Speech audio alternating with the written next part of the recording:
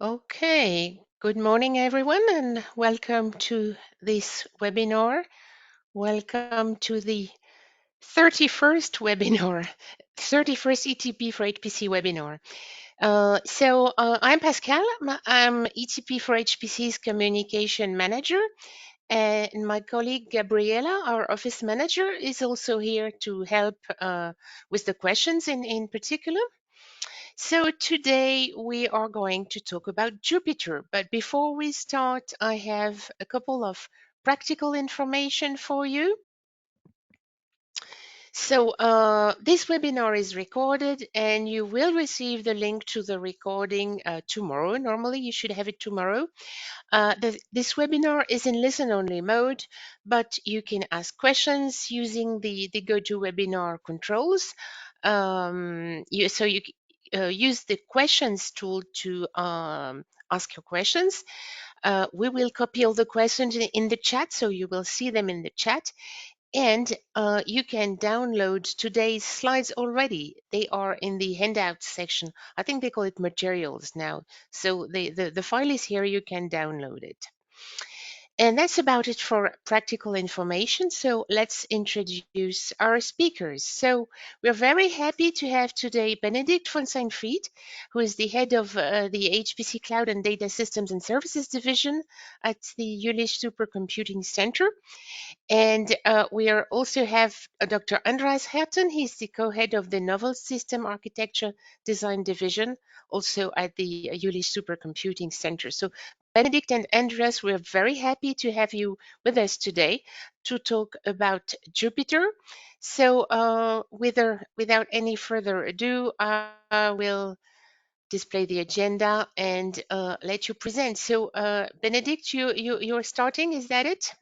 So I will give you the control of the slides so you can share your slides. Here you are. So now you should be able to share your slides. Yeah, I can confirm, and I hope you still hear me. Yes, we still hear you. All right. So then let's start. And we can see your slide. All right. Yeah, thank you for the invitation, and thanks to all participants for the interest in Jupyter. Jupyter is supposed to be the first exascale system in Europe. So following the US at the end of this year and the beginning of next year, we will give you some information on, well, the journey until this point in time.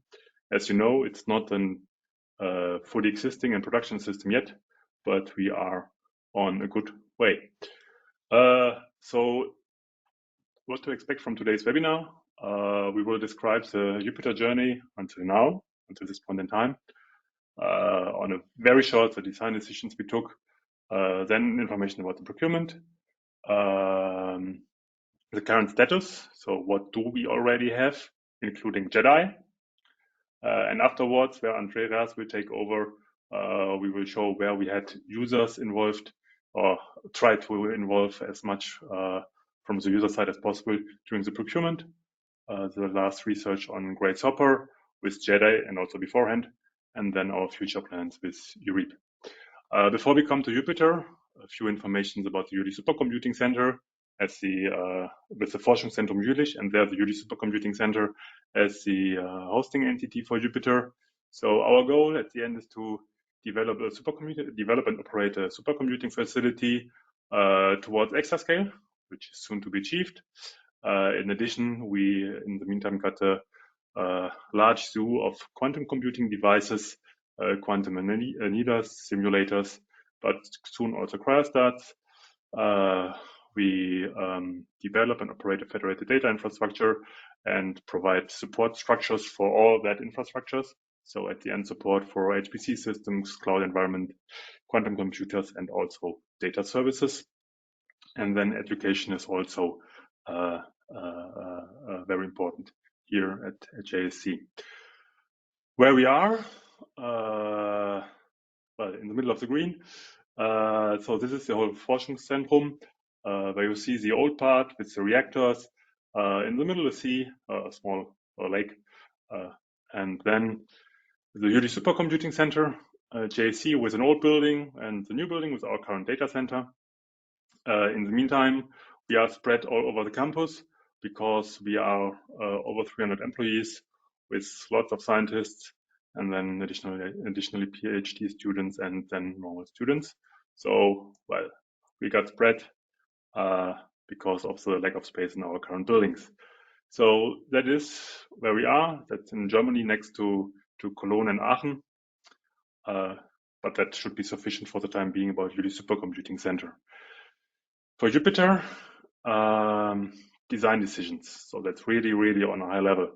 So what we had in the past, during the first iteration, we started developing the prototype of a modular supercomputer with the D project, which where the last iteration ended not too long ago. We implemented what we developed and the research we did with Deep in Joules as a second modular supercomputer. Actually, before Joules we had Eureka, slightly smaller, and then Joules with a quite large cluster with 2,500 nodes, and then a GPU accelerated booster with roughly 900 plus GPU nodes as the so-called booster module. In the meantime, the modular supercomputing architecture was picked up by different other sites, and well, the big one here at the end will be Jupyter. Joules Booster, as I said, back then in 2020, it was the fastest HPC system in Europe, utilizing accelerators, number 7 worldwide. That was a bit lost in the Corona crisis, so but it was there. Still a very successful system with, as I said, GPUs, 4 GPUs per node, 936 nodes, over 40, so 44 petaflop peak performance, and more and more used for AI workloads. Back then already very energy efficient system. Yeah, so that was at the end our blueprint for Jupyter, where we push the experience we gathered with Joules simply to the next level, and here to the Exascale era. Procuring Jupyter. That was a long process. The hosting entity decision by EuroHPC was announced mid of June 2022, but actually the first work on being a hosting entity started 2019, maybe even earlier. So 2019 we started with studies on, is our infrastructure capable of operating Exascale-like system. We had to apply for funding from our national funding agencies. I think EuroHPC back then 2019 still had to be funded. Maybe I slip in the years, but there were many steps before that point in time when we became the hosting entity. Once that was announced, there still were lots of things to do. So at the end, we had to describe how we expect Jupyter to be. We had to define the conditions on infrastructure and multiple other levels. We had to gather requirements. For that, as usual, regular meetings. It was a very intensive time. That journey started on Earth, but soon we had the name Jupyter. So that was our goal. On a high level with a booster module and cluster module, as we learned from Joules. In addition, for Jupyter, we also have multiple storage modules, which was for us, again, new. Back then, with the old IBM systems in the 2010s, we had storage procured together with the compute systems, but in the meantime, JSC followed a different approach, so that was a slight change. And what was also needed for Jupyter was a new data hall, because the one we have was too limited with respect to available space, available cooling, and electricity. Yeah, ready for takeoff. That was the publication of the tender done by EuroHPC. As all of you know, the procurement of EuroHPC systems is usually started by EuroHPC, heavily relying on a technical specification of the hosting entity.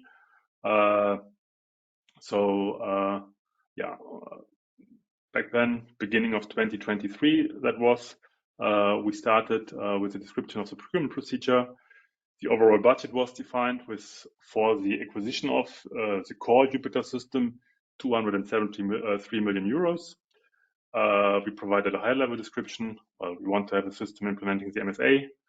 The booster has to achieve 1 exaflop.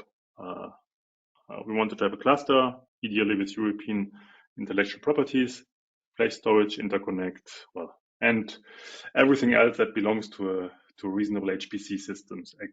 Actually, that was beginning of 2023, so half a year after the hosting entity decision, and then we started the procurement. I don't want to go into the details here, just but the call for the procurement was published in January. It was a competitive dialogue, the default for EuroHPC. We had dialogues in the beginning of the year, April and May, and then the overall process finished with the contract signature at 3rd of October 2023. This again was publicly announced with Partec Evident Supercomputer Consortium as the provider of the providers of the final system, the winning consortium. The overall timeline, it just repeats what I said before. So EuroHPC launched the call for ourselves, end of 2021. We had to apply until 14th of February. So quite tough timeline also for us. At the end, our application was more than 80 pages, so quite a lot of text describing what we want to do with Jupyter, but also our existing user base. So the user base we actually addressed to some extent. Hosting site decision, the procurement, contract signature, the installation planning, which was then happening after the contract signature. Start installation of Jupyter beginning of 2024. That also contains the data center. I will come to that later.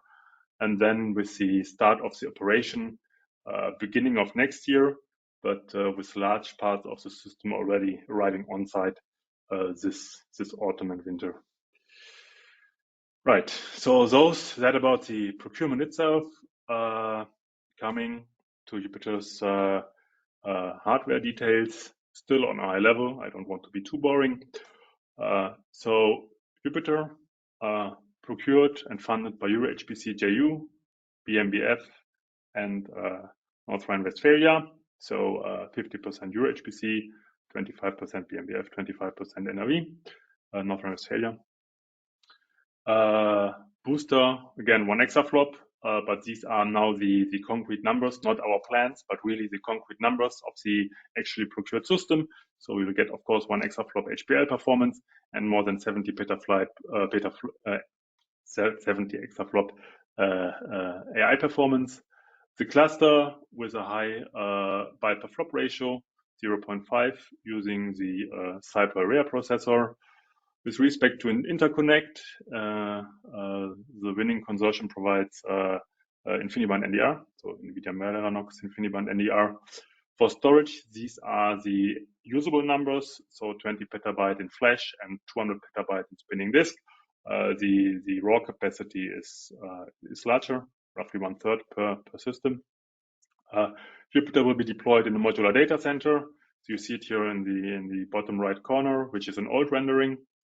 And well, at the end, implementing the modular supercomputing architecture from Jules and using outcomes of the research projects and EPI. Yeah, so that on a high level, on a bit closer look, the Jupyter Booster will have roughly 6,000 compute nodes with 4 times NVIDIA Grace Hopper Superchips per node, so roughly 24,000 superchips. Each superchip having 72 ARM cores in a specific version. I think you can read, so that I will not just repeat it. Each superchip having a H100 GPU, which is not the classical H100, but also not the H200, so something in the middle, and then in VLink between the different components. So that about the booster. About the cluster, as we said, SiPearl Rhea1 processor, 2 processors per node, and roughly 1,300 nodes based on the ARM Neoverse 1 architecture with 80 cores. And well, the special thing here is more the high bandwidth memory, which provides the high byte per flop ratio. The booster in even more detail. So as we said, Grace Hopper Superchips with roughly 680 watts per superchip. That's an important detail. So during the procurement, we told the possible vendors that we would go rather for an optimized energy efficiency rather than just throw as much energy as possible to the superchip. So there are superchips which are operated with 1 kilowatt. But we decided for a sweet spot for well, at the end the benchmarks which have been part of the procurement. We have 4 times NDR200 per compute node, specific amount of memory and wheeling between the components. Pascal said the slides are shared, so if you are interested in the details here, just take a look. You really get a close look on how the actual Jupyter booster compute nodes look like. We do not have the same for SiPearl yet. That's why I jumped directly to the login partition. Well, at the end, a bunch of login nodes for both booster and cluster. In addition, specific login nodes with dedicated GPUs for visualization and a quite high outbound connectivity so that users are able to bring in data and take out data of the system. Each login node has 200 gigabit Ethernet connectivity for external connections. Internal connectivity is a very interesting one because there are so many endpoints. So at the end, as I said, NVIDIA Mellanox InfiniBand NDR, Quantum 2 switches, and ConnectX-7 HCAs, so the latest generation simply. Overall, Jupyter will have a Dragonfly Plus topology with 27 groups. Within each group, full fat tree. And you see, with respect to the amount of links, that the system is simply massive. So at the end, it will be interesting to operate it and make sure that during maintenance actions, the whole interconnect does not collapse. But, well, that's an exercise for us. Using adaptive routing and then in-network processing sharp as the goal. To get a better picture of the interconnect, what you have here is simply the 27 groups. Most of the groups are dominated by the Jupyter booster with the 6,000 nodes and 4 HCAs per node. In addition, we have one cell for the cluster, internally a full fat tree. So you see that the cluster has quite strong internal connectivity, and then an additional admin group for all the storage systems, login systems, and so on. Yeah, mentioning storage. Before we just had the capacities. Here we have some more details. So at the end for the flash storage, it's roughly 30 petabyte and netto 20 with a decent read and write performance. The storage here, the flash storage, is built on IBM SSS 6000. So the latest generation IBM storage building blocks based on NVMe and IBM storage scale. Directly connected to the InfiniBand. For the spinning disk storage, it's somewhat larger, closely by a factor of 10. Less bandwidth, obviously, because no NVMe's but spinning disks. Again, IBM SSS 6000 storage building blocks with 22 terabyte spinning disks by, I think, Western Digital. Again, IBM storage scale.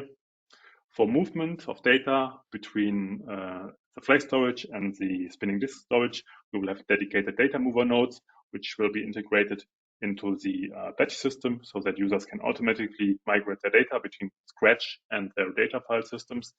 And in addition, we offer the capability to move data from our current JSC local storage system, Just 6, which is central to our existing systems, Jules, Eureka, and Yusuf, so that users can also migrate from existing storage facility to the dedicated Jupyter storage clusters. Managing Jupyter is at the end the responsibility of the Jupyter management stack. It is built on Evidon SMC Exascale, utilizing Ceph and Kubernetes, and integrated into it Parastation Modulo as resource management, and to be able to have Parastation MPI for modular jobs. The Jupyter management stack is heavily relying on Ansible as a provisioning system. Slurm is used as a scheduler, EasyBuild for the scientific software stack, and RHEL9 as the underlying operating system. So that about Jupyter, Jupyter's hardware, but also Jupyter's software. I will come shortly to the infrastructure, because before I hand over to Andreas, because I'm already quite late, I will rush a bit. So we call it Optimus Maximus, which is at the end the Temple of Jupyter. So it is located, again, here you see our campus,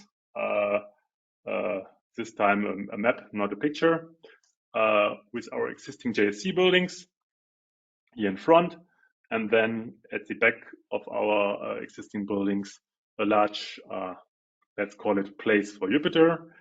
With respect to the infrastructure, to be able to host Jupyter, we had to upgrade our connectivity to the power grid. So we got new transformer stations for the whole campus. We got new power lines for the research center.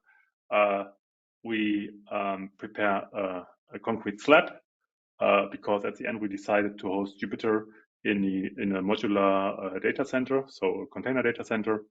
And well, in addition, of course, you have multiple other interfaces, not only electricity, but also a cooling loop from the campus, connection to river water, and well, multiple other types of water. A few pictures. So this is at the end upgrading the transformer station, which is done. So the new transformer stations are already in operation. This is the new power line, which also was replaced a few months ago. This is the current status of the slab. Well, over the last month, at the moment we don't have snow. In the meantime, it is completely finished, so it's less looking like a building site. It's really a slab ready to take the containers for the modular data center for Jupyter. This is the latest rendering by our MDC provider Evidon. So, well, you see from the outside, it's quite, yeah, I would say nice.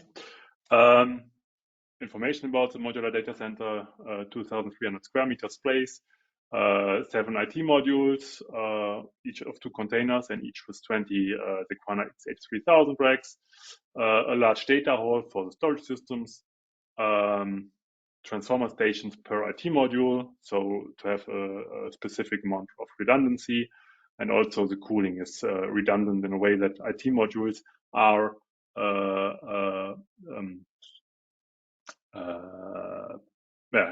each IT module has a separate transformer station, but also cooling infrastructure. This is a view on the top, so you see a large bunch of free coolers. This is a view of the inside, where you see the 20 Sequana racks per IT module, and well, a bunch of IT modules. Here in gray is the data hall, and here is the logistic area and the workshop. So as I said, we are late in time. I will rush through it. If you are interested, the slides will be shared.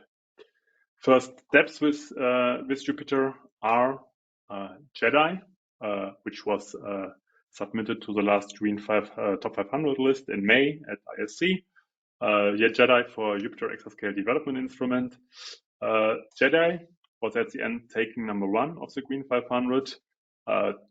Together in the top 10 with a bunch of Grace Hopper based systems.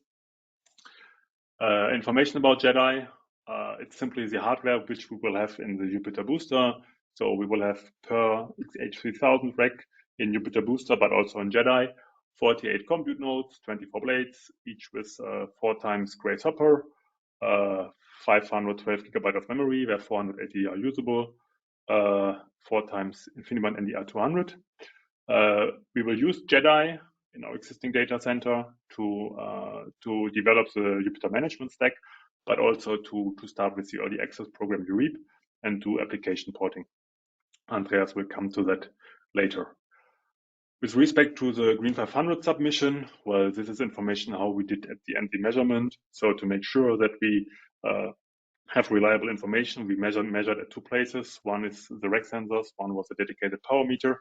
At the end, we decided to go for the power meter values because they were well, slightly lower, so a slightly worse result, but still number one. And here you simply see the HPL phase and the data. So that was the submission at the end. And with that, I would like to hand over to Andreas. All right. Then I would need to share my screen. Pascal, can you? Yeah, thank you should be you. able to now.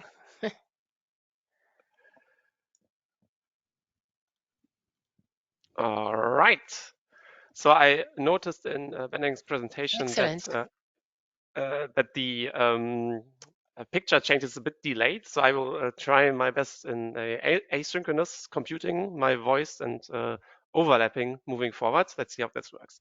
All right, so my duty here today is to talk about all the users and the applications which are core of our Jupyter procurement and right now the Jupyter enablement.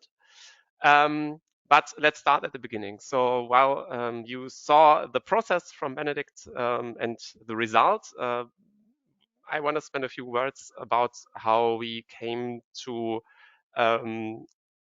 writing the according words to select a certain application. And for us at JSC, and this is also done in conjunction with EuroHPC, it's quite important to not only assess the system with the theoretical operations it can do and bandwidth which it incorporates, but also to assess it with the thing which it is made for in the end, and that is the users. So applications were a really core part of the procurement to assess the system designs which were proposed.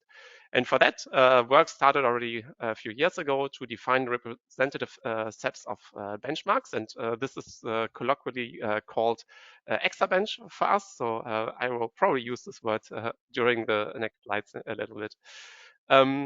We started with analyzing the workload, so primarily JSC, but we also looked a bit beyond our campus borders here and see what are the trends, Germany and Europe and of course all over the world.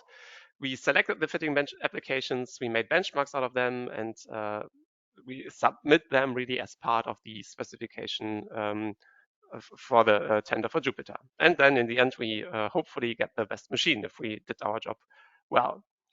And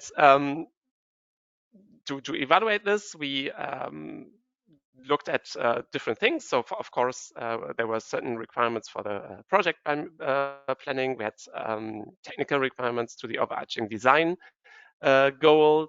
And then we assessed the system by the performance of the applications. And we did this twofold with a total cost of ownership approach and with further categories. And then in the end, there was a quantified evaluation coming out where certain ratings were given to each proposals depending on the fairing of the individual benchmarks, and then a certain proposal would win this category.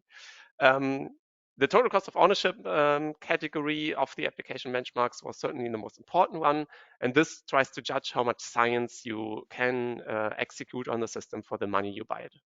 So you invest a certain amount of money into the system and you assume that it will be operated for a certain amount of time. And then by selecting the benchmarks, you see how much science can be done during that time. And this gives you a certain value for your money. Of course, electricity also comes in so that it becomes a total cost of ownership. We augmented this with further categories, for instance, synthetic benchmarks to now indeed measure some key facts of the systems like certain bandwidths, but also by what we call high scanning applications, where we focus specifically on the grand scale of the system. And so it started by looking at our users. So here you see basically a snapshot of the distribution of research fields on our system. So it's not really identical to applications, but you see that we have a lot of computer science dubbed workloads on Joules Booster, that we have a lot of particle physics, that we do have some atmospheric science, etc. So those are some of the key workloads for us, which we used to define the benchmarks in the end. And here you see on the right side the list, and the way the procurement was run is that we had multiple dialogues with the participating vendors. And during the dialogue, we reduced the set of benchmarks in a mutual agreement. And that is the difference between before and after. So we have these large set of benchmarks. So it's well beyond 20.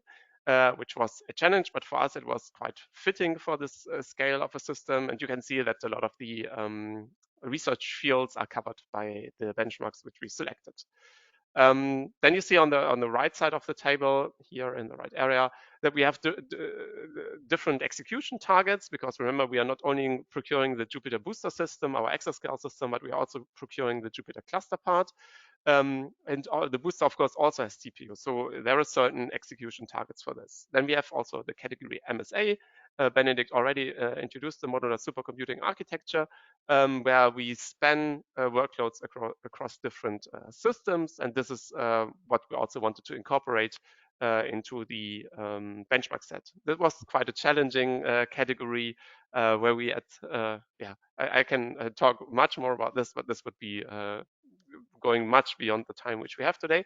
So was a challenging category. And yeah, the benchmark, the application benchmark categories are this total cost of ownership and high scaling. So for total cost of ownership, in our sense, this is the traditional benchmarking category. We do this already for a few years, and judging from the discussions which we had with other supercomputing providers, this is also how usually they are doing their procurement.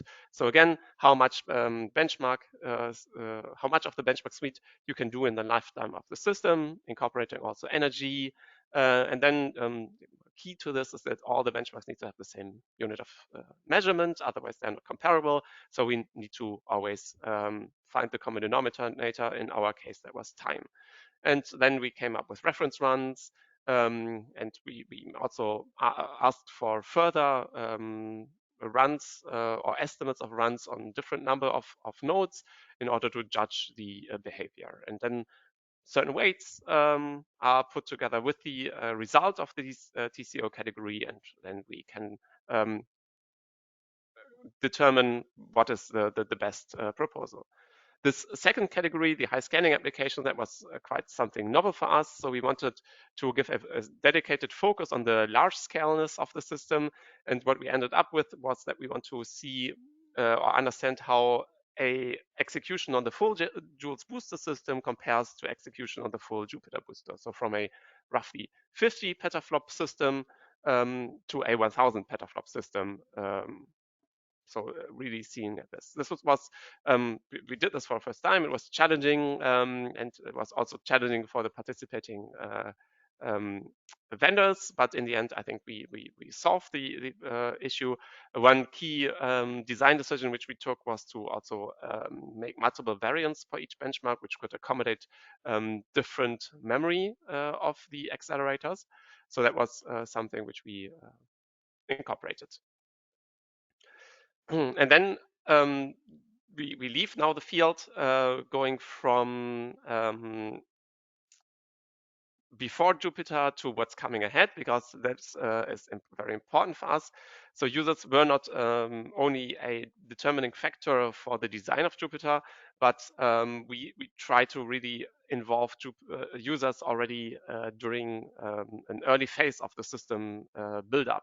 And for this, we have put up the Jupyter Research and Early Access program, which is a program where we want to give users access to the system as early as possible to, in this picture here, seed Exascale efficiently in Europe.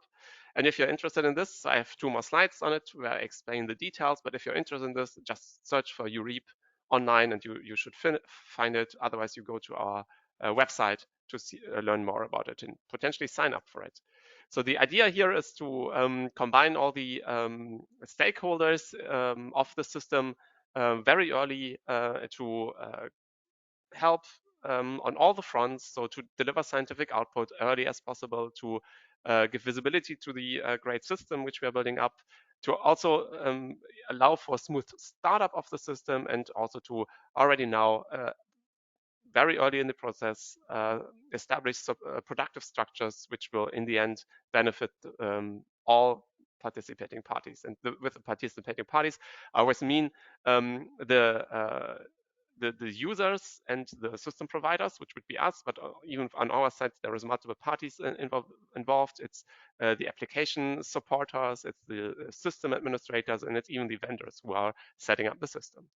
And currently, the call for participation is open, and we at some point we'll select, or some applications will be selected. It's not us who is going to select this, but this is still in the works. And it will be selected down to about 20 participating teams with certain very excellent applications. So that's the timeline. We are here in this first phase on the left side, where we have an open call for participation, and then at some point we'll reduce this to a certain set of Lighthouse application, which will then go on with us through the through the whole endeavor of using the first parts of Jupyter as they come available. And this will give us feedback to many aspects of the system. So if you are interested in this, have a look at the Jupyter website, or remember this URL here on the right. All right. So, but we ourselves are not stopping at this. We also want to understand the system already now and as early as possible. And we have already some results, which I want to share with you now in the last 5 and then some minutes. And the results were actually achieved not on the JEDI system, because that's still being prepared. So the Green 500 was really a very dedicated setup of the machine, and it's now being made available to users. But we do have some Grace Hopper prototypes, which are very similar to the hardware which is coming into Jupyter, but not identical. So here we have 2 nodes, each with 1 Grace Hopper Superchip. It's the same CPU, the same GPU, except that the amount of memory is a bit different. So here we have 1 CPU with 400 gigabytes of host-side memory, whereas in the Jupyter design, we'll have 4 CPUs with in total 480 gigabyte of memory. And also the TDP is a bit different. So the TDP of the nodes in Jupyter is tuned for high efficiency, whereas here the Grace Hopper prototypes is a more general purpose device. All right, and here just going through some results. So this is a very simple GPU side stream benchmark, where we can really see the HBM3 memory on the GPU shining. So the theoretical peak is around 4 terabytes per second, and we come close to this. And we see also the very well established behavior of excess in GPU memory on NVIDIA GPUs, which we are used to. So this is very useful. We have a other simple benchmark made by our colleagues here internally using a quantum chromodynamic simulation from particle physics, and using the COCOS framework. And here has a simplified staggered direct operator and compares different NVIDIA GPUs and an AMD GPU. And here you can also see the great behavior of the high bandwidth memory and also the caches in this case, when we are much faster even than the theoretical peak of the HBM. So also here, a little bit more realistic memory benchmark, and not as artificial as the stream benchmark, but you can also see here how good the Grace Hopper chip is. We are participating in a project called OpenGPTX, where we develop an open model, an open ChatGPT-like model with European languages. And from that, we are quite well set up to test these things also on Grace Hopper. And we used, of course, this is a large language model, so one node is not really large, but we used a small large language model with 800 million parameters on this one node. And here you can see the results comparing the A100, which we have in Eureka, then an H100 with PCIe, connectivity and the GH200, and you can really see the performance benefit out of this. So we really go nearly to the 400 teraflop per second per GPU as reported by Megatron, of course. Then we have a project by our colleagues called MP-Track, which is simulating the transport of particles through the atmosphere. And we started already optimizing this for GPUs in the last years. And now we wrote this up in a paper, and from the paper is the upper right picture, where you can see that from the baseline before optimization, we could reduce the time by a factor of 3 with some optimizations. And then if we then in the lower picture go from the A100, where these results were created, to the GH200, you can see that also here the performance is really greatly improved, and a specific eye should be laid on the middle part here, the data transfers, which are basically removed because we have such a great CPU GPU bandwidth as per the superchip design here, that this can really be seen good. We have other results like Icon, NEC-RS, and AVA, all these things you saw in our procurement slide. And through the bank, we basically see nearly a twofold increase comparing A100 to GH200, sometimes a little less, sometimes a bit more. And this is just recompiling on the system and executing. So there is no dedicated optimization happening. And this is quite good. And we are happy to now dive deeper into to tackle a little bit more from the architectural design out of it. There is a EuroHPC JU funded project which just came to an end, but we were able to also utilize Grace Hopper in this project to do some tests. So the core of Maelstrom is to optimize some machine learning augmented weather and climate simulations on different advanced hardware. And just in February, we put up or combined all the information in a deliverable about the benchmarking. And here is a lot of data. You always see the Grace Hopper here in gray. And just by looking at this without any further explanation, you see that you have the lowest the lowest bar here always, which means that you have good energy consumption. So the GH200 is really efficiently. There is only one outlier here, which is the this entry here for the application number 6, whatever this is, doesn't matter now. But this one has lower GPU energy consumption on another Ampere type GPU, the A2, which is quite optimized for this kind of workload. We have another application from the Meteorological Institute in Norway, which you might know from this YR web service, where they train on this different hardware, and you can here see the same data, once in a linear and once on the right side in a double logarithmic plot.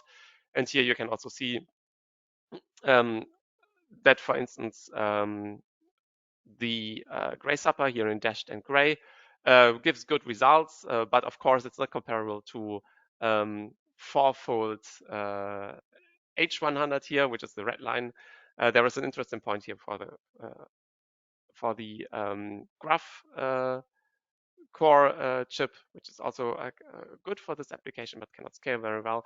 But if we, so this is training time, so we compare one GH200 against 4 H100, so I expect that this is not as great. But if we look at the energy, which is now the next slide coming up, you can see that actually the Grace Hopper is even better. So energy to solution, in this case, Grace Hopper is even better than the 4 H100, which we tested for this application.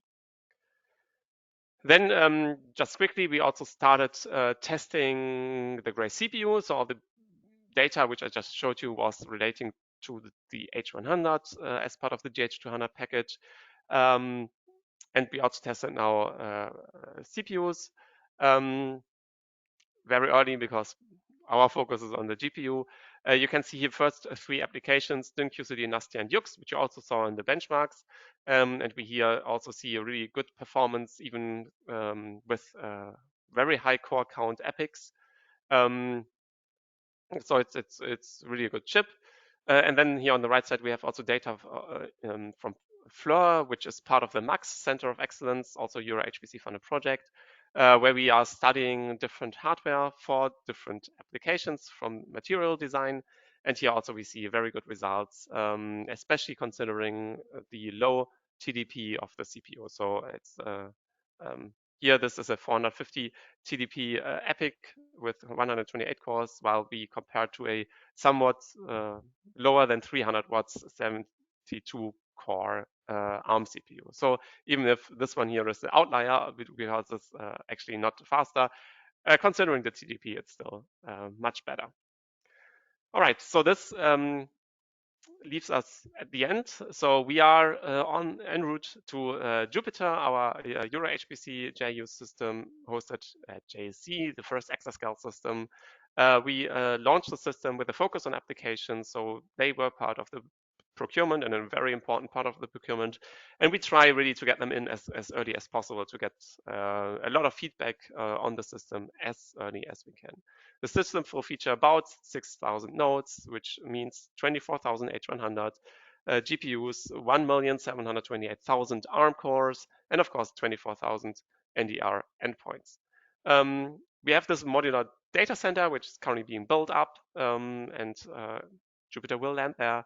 And for preparing for it, we have this early access program, we have JEDI, and I just showed you the results from the GH200.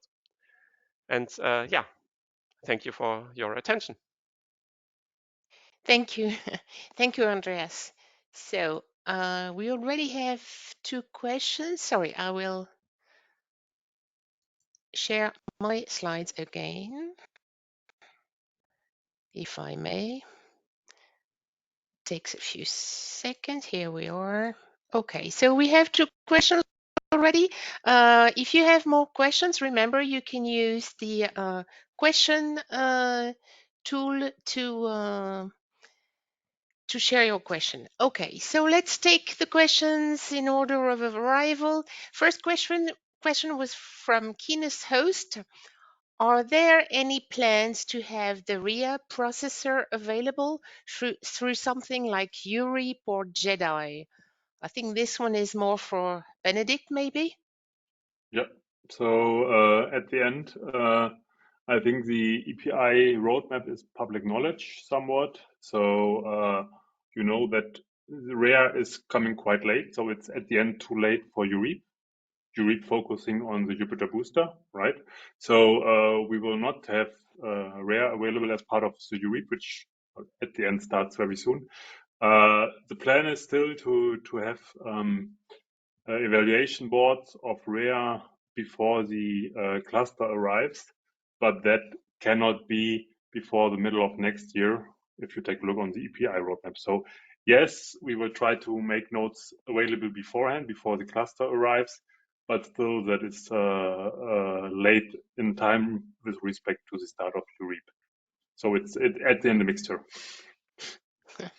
Okay, thank you, Benedikt. Maybe I can extend to this. So we indeed, everything what Benedikt said is true, but we plan to do something, and we might even call it EuroHPC 2 or EuroHPC cluster, I don't know, or just call it EuroHPC. But there will be something kind of, but no clue when. Okay, thank you. So next question is from Jana Ignatius. Hello, Jana. What is the breakdown of TCO to CapEx and OpEx summed over the lifetime? How much to CapEx, how much to OpEx? Do you have that information?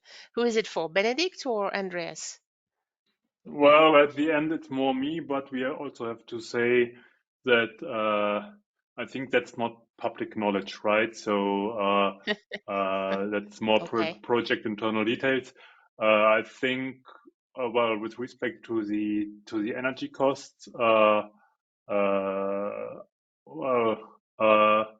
we made estimations for all the different components: booster, cluster, the storage systems, the data center, right? With respect to investment of the cluster, and then compared to energy, we are below 40% for the energy. But that's at the end all we can say here. Thank you, Benedikt. Andreas, you wanted to add anything? No? Okay. So next question is from Manolis Marazakis. Hello, Manolis. So thank you for this insightful presentation. And can you provide an estimate for HPCG performance? Do you have the information? I don't think we can share this at the moment. I don't know, Benedikt. Okay. What do you say? Yeah, the vendors committed to a value, but well, we don't have the value straight from the, Don't share it, please. the value straight from the head, and they still have to qualify their commitments, right? So not possible. Sorry for that. If you as a person reach out to me or Andreas, we might give you some hints, but not here in the public, because that was at the end commitments of the procurement. Yeah. Yeah, it's very early days for that kind of thing. Yeah. Yeah. Okay, so then we have a question from Keenest Host again. What are the biggest challenges you have seen with getting software applications or their dependencies compiled for Grace? Did you see problems with software test suites? So I would say we did not really encounter much issues. I think the preparation for ARM in an HPC environment is ongoing now for quite some years. And a lot of things have been made to prepare for this. I think also NVIDIA does a good job enabling their stack for ARM and is providing a lot of information and how-to guides. And yeah, we had the opportunity to really prepare with also other prototypes before. And yeah, of course, since you ask, I need to mention that, of course, also the dependencies were very well prepared. So I think having something like EasyBuild, which is a higher level abstraction of compiling a thing for only you, or compiling software dependencies on a larger footing for multiple sites, really helps a lot. That a lot of things have already been taken care of, and if you need to yourself take off something, that it's actually for the greater good. So I think having something like EasyBuild when going to new architectures is really a very good thing. Okay, thank you. Then we have a question from Anne-Bernard Bedouet. Will you use FPGAs? Who takes it? Yeah, I think there is no plan. We didn't show the Jupyter high-level overview of the MSA where you have the different modules, right? So in principle, one could add FPGA-based modules or quantum-based modules, or well, at the end, whichever module you like, right? But that's not that was not in the focus of the core Jupyter procurement. So no, is the short answer. No FPGAs. Okay. Then on modules again, there is a question from Charles Hirsch. Any plans for connecting to quantum computers? In principle, well, as I said, that's possible, but that's then a future project, let's say, which needs to be connected to Jupyter, right? So we have the capabilities, yes, but at the moment there is no quantum device specifically designed to be connected to Jupyter. I think in the last ISC there was some misleading press release by NVIDIA which indicates that there is a quantum module attached, but at the moment that's not the plan, not the focus. Okay. That's all I have in terms of questions for the moment. So it's still time to ask a last one. Otherwise, Andreas or Benedikt, is there anything you wanted to add at this point? No, that just thank you for the interest in it, and we hope to see you soon as users on our systems. Yeah. I'm sure we always get questions about applications when we present a supercomputer. So it was nice today to have both views, not just the infrastructure, but also the applications and potential applications. And I'm sure everyone really enjoyed this. So if there are no more questions, oh yeah, there is one, of course. Here, sorry. So, a question from Anibal Moreno.